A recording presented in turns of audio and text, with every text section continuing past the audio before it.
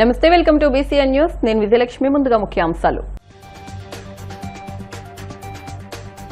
న్యూఢిల్లీలో ప్రారంభమైన 6వ ISA స్టీల్ కాన్క్లేవ్ లో ముఖ్య అతిథిగా పాల్గొన్న కేంద్ర మంత్రి శ్రీనివాస్ వర్మ ఆత్మనిర్భర్ లక్ష్య సాధనలో ఉక్కుదే కీలక పాత్ర అని వెల్లడి. రాష్ట్రంలో అసంపూర్తిగా మిగిలిపోయిన మెడికల్ కాలేజీలను త్వరితగతిన పూర్తి చేస్తాం. మంత్రి డోలా బాలవీరాంజనేయ స్వామి స్పష్టీకరణ.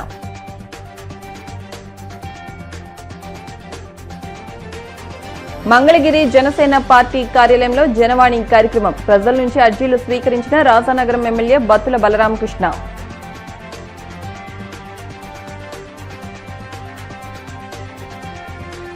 కూటమి ప్రభుత్వం తన వైఫల్యాలను కప్పిపుచ్చుకునేందుకు డైవర్షన్ పాలిటిక్స్ కు పాల్పడుతోంది. విమర్శలు గుప్పించిన వైసీపీ మాజీ ఎమ్మెల్యే సుధాకర్ బాబు.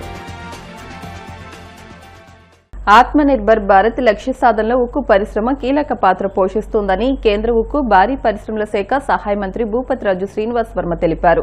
ఇండియన్ స్టీల్ అసోసియేషన్ ఆధ్వర్యంలో న్యూఢిల్లీలో ప్రారంభమైన 6వ ISA స్టీల్ కాన్క్లేవ్ లో ఆయన ముఖ్య అతిథిగా పాల్గొని మాట్లాడారు. ఆంధ్రప్రదేశ్లోని నక్కపల్లిలో ఆర్సెలార్ మిట్టల్ నిప్పన్ స్టీల్ నూతనంగా ఏర్పాటు చేస్తున్న భారీ ఉక్కు పరిశ్రమకు అవసరమైన అనుమతులను కేంద్ర, రాష్ట్ర ప్రభుత్వాలు మంజూరు చేశాయని అన్నారు. త్వరలోనే శంకుస్థాపన జరగనుందని ఆయన తెలిపారు.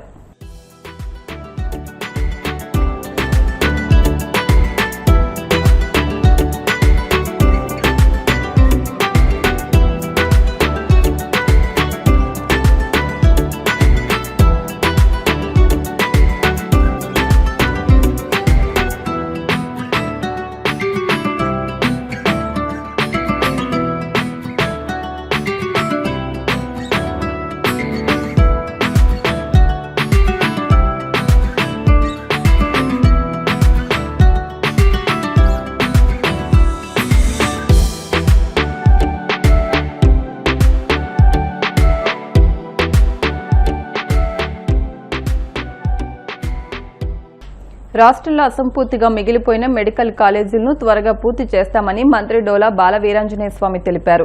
ప్రకాశం జిల్లాలో పర్యటించిన ఆయన ఇటీవల జరిగిన కేబినెట్ సమావేశం వివరాలను మీడియాకు వివరించారు. గత వైసీపీ ప్రభుత్వం కేవలం 18% పనులు చేసి గొప్పలు చెప్పుకుందని విమర్శించారు.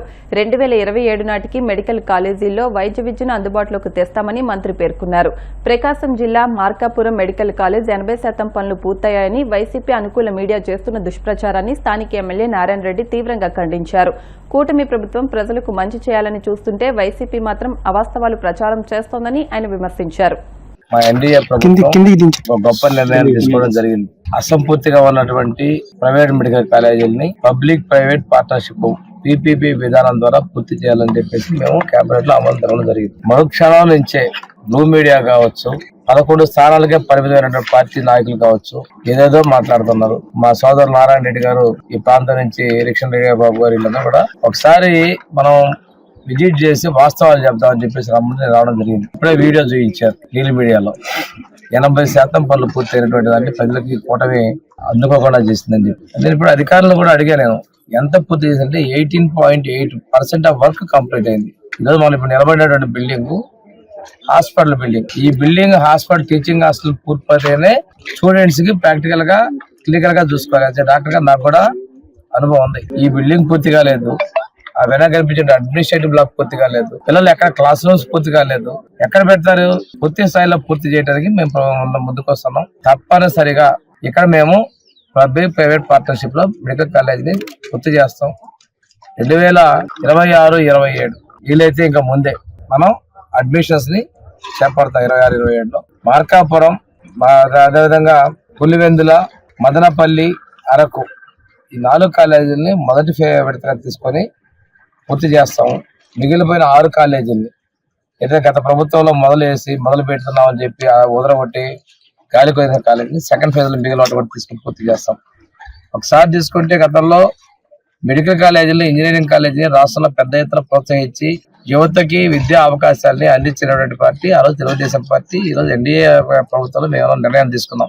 మెడికల్ కాలేజీ సీట్లు అమ్మేస్తున్నారు, వైద్యాన్ని ప్రైవేట్ పరం చేస్తున్నారు అని ప్రజల్లో ఒక అసత్య ధోరణి. ఈ రోజు ప్రతిదీ ఇస్తున్నారు. సూపర్ 6 మేము చేసాం, అన్ని అమలు చేసాం ధైర్యంగా. రేపు సూపర్ 6, సూపర్ హిట్ అనంతపురంలో అయిపోతా ఉన్నాం. ఇప్పుడు నారాయణ రెడ్డి గారు చెప్పారు, వెలుగొండ ప్రాజెక్టుకు వచ్చారు, అసంపూర్తిగా ఉంది, జాతికి అంకితం చేశారు. సిగ్గు లేకుండా వాళ్ళ ఎమ్మెల్యేలు ఎరగొండపాలు ఒక ఆయన ఉన్నాడు, మిగతా ఎప్పుడు పూర్తి చేస్తారు, ఎంత డబ్బులు ఇచ్చారు అని మాట్లాడతాడు. ఇవన్నీ లేకుండానే నువ్వు వచ్చారో చప్పట్లు కొట్టిపోయి ఎక్కడ ఫ్లెక్సీలు వేసుకున్నావా? జనాలు మభ్య పెట్టడం కోసం మోసం చేయడం. ఇటీవల కాలంలో వైసీపీ పార్టీకి సంబంధించినటువంటి ఛానల్స్ గాని, వైసీపీ పార్టీ పేపర్లు గాని మేమేదో విరగబొడిచాం, మేము బ్రహ్మాండంగా పనిచేశాం, మేము చేస్తా ఉంటే తెలుగుదేశం పార్టీ వాళ్ళు, ఎన్డీఏ కూటమి వాళ్ళు అడ్డుకున్నారు, లేదంటే దాన్ని ఆఫ్ చేశారు, ఈ ప్రాంత ప్రజలకు తీరని అన్యాయానికి గురి చేస్తా ఉన్నారని వాళ్ళ మీడియాలలో ప్రచురించుకోవడం, వాళ్ళ మీడియాలలో చెప్పడం చాలా సిగ్గుచేటు. 80% మేము పూర్తి చేశాం, 20% మాత్రమే పూర్తి చేయాల్సి ఉంటే దాన్ని కూడా చేయకుండా తెలుగుదేశం పార్టీ వాళ్ళు అడ్డుకుంటున్నారు. దానికి ఈ ప్రాంత ప్రజల పట్ల ప్రేమ లేదు, చిత్తశుద్ధి లేదని మాట్లాడుతున్నాం. మేము దీన్ని బట్టి మేము అడుగుతా ఉన్నాం, మీరు కడుపుకు అన్నం తినరా, గడ్డి తినరా? ఏం తిని మీరు ఈ రకంగా ఇస్తా ఉన్నారు స్టేట్మెంట్లు, ఈ రకంగా చెప్పిస్తా ఉన్నారు. వెలుగొండ ప్రాజెక్ట్ ఏ రకంగా ముంచి మోసం చేశారో ప్రజలు చూశారు. ఈ యొక్క మెడికల్ కాలేజీ విషయంలో కూడా ఇదే రకమైనటువంటి ప్రచారం చేసుకొని ఈ ప్రాంత ప్రజల్లో ఉన్నటువంటి అమాయకత్వాన్ని మీరు సొమ్ము చేసుకోవాలని చూస్తా ఉన్నారు. ఇది మీ దౌర్భాగ్యం. 18% కూడా పూర్తి కాలేదనేది ఈ రోజు గణాంకాలు, అధికారుల లెక్కల ప్రకారం 18% కూడా పూర్తి కాలేదనేది ఉంది ఇక్కడ. అటువంటి ప్రాజెక్ట్ ను మీరు 80% పూర్తి అయింది, మేము పూర్తి చేసినాం, మేము పగలు తీసినామని చెప్పి చెప్పడం అనేది లోక విడ్డూరంగా ఉంది. జనసేన పార్టీ ఎమ్మెల్యేలు జనవాణి కార్యక్రమంలో పాల్గొని రాష్ట్రంలోని పలు ప్రాంతాల నుండి వచ్చిన ప్రజల సమస్యలకు సంబంధించి అర్జీలు స్వీకరిస్తున్నారు. అనంతరం వాటిని అధినేత దృష్టికి తీసుకెళ్లి పరిష్కరిస్తామని హామీ ఇస్తున్నారు. ఈ నేపథ్యంలో మంగళగిరి జనసేన పార్టీ కేంద్ర కార్యాలయంలో నిర్వహించిన జనవాణి కార్యక్రమంలో పలు ప్రాంతాల నుంచి వచ్చిన ప్రజల నుంచి రాజానగరం ఎమ్మెల్యే బత్తుల బలరామకృష్ణ అర్జీలు స్వీకరించారు. పలు సమస్యలపై తక్షణం సంబంధిత అధికారులతో మాట్లాడి పరిష్కార మార్గాలు చూపారు.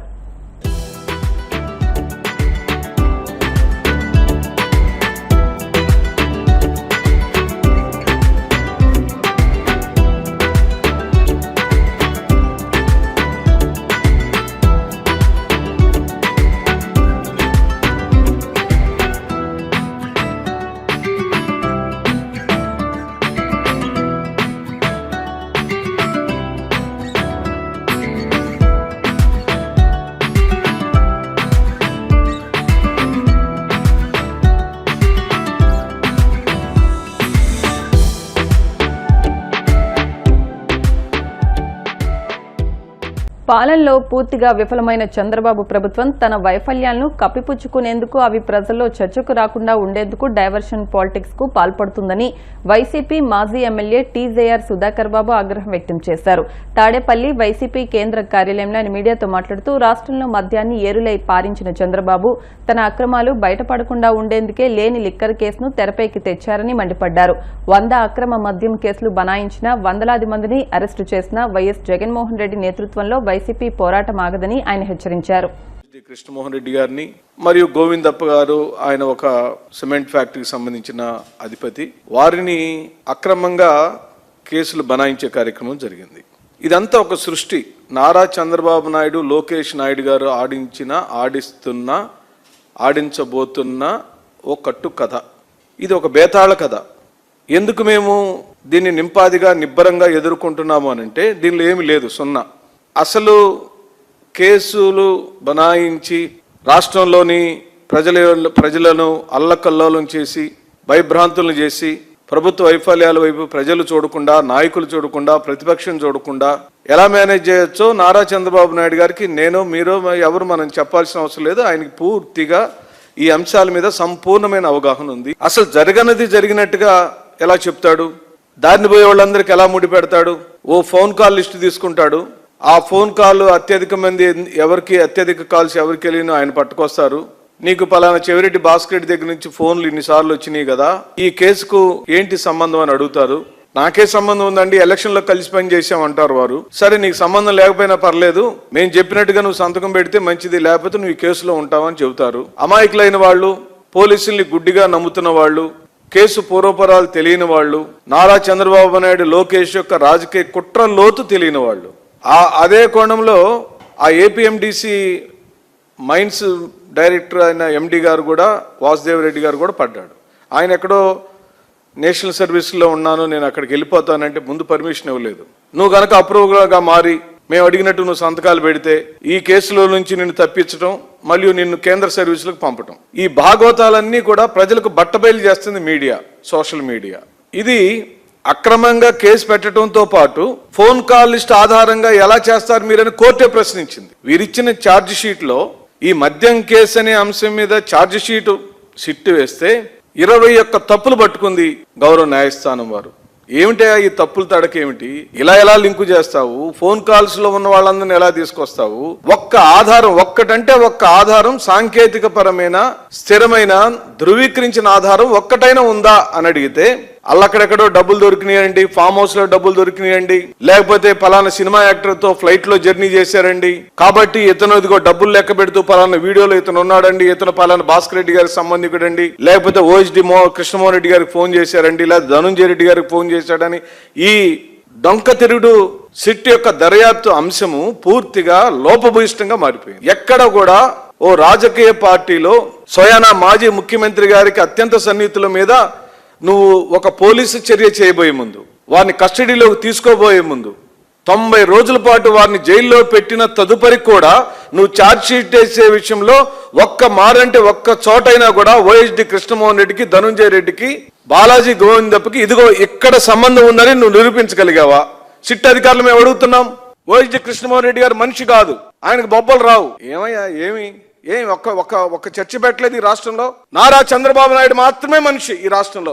నారా చంద్రబాబు నాయుడు మాత్రమే రాజకీయ నాయకుడు. నారా చంద్రబాబు నాయుడు మాత్రమే పరిపాలించాలి. నారా చంద్రబాబు నాయుడు మాత్రమే ముఖ్యమంత్రి స్థానంలో, ఇంకెవ్వరు ఉండటానికి వీల్లేదు.